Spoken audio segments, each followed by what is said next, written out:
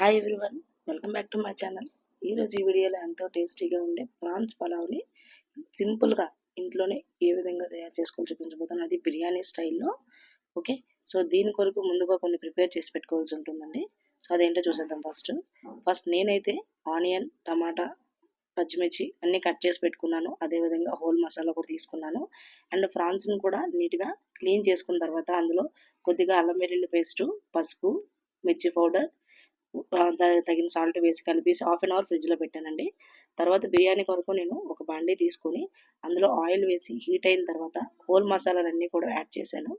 So add చేసిన తర్వాత వచ్చేసి అవి బాగా ఫ్రై అయిన తర్వాత ముందుగా నేను ఫస్ట్ పచ్చిమిర్చి వేసుకున్నాను, ఎందుకంటే మనకి బిర్యానీలో బాగా స్పైసీనెస్ రావాలని.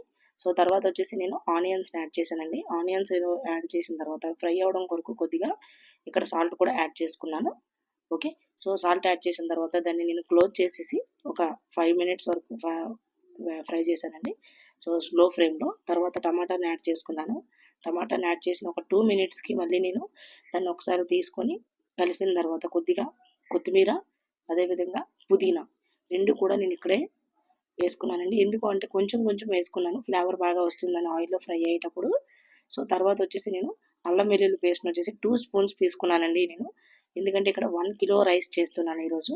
సో 1 కిలో రైస్కి నాకు మసాలా సరిపోవాలి కాబట్టి ఒక 2 స్పూన్స్ తీసుకున్నాను. తర్వాత దాన్ని మొత్తం క్లోజ్ చేసి పెట్టుకున్నాను ఒక 2 మినిట్స్ వరకు.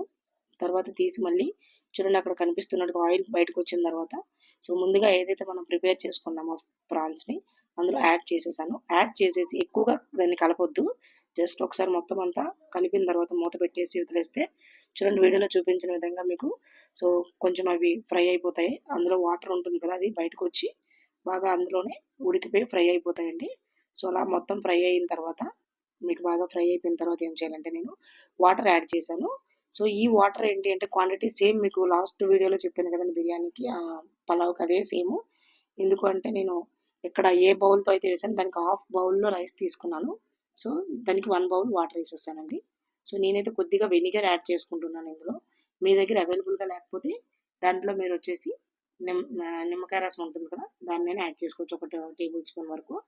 సో తర్వాత మూత పెట్టేది చూడండి, నాకు వాటర్ మొత్తం బాయిల్ అయిపోయింది కదా. ఇందులో నేను ఏంటంటే హాఫ్ అన్ అవర్ బిఫోర్గానే రైస్ నానబెట్టుకున్నానండి.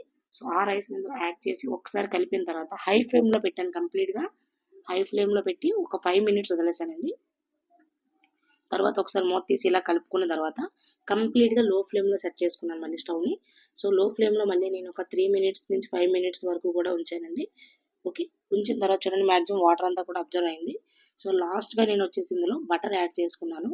మీ దగ్గర బటర్ అవైలబుల్గా లేకపోతే గీ యాడ్ చేసుకోండి.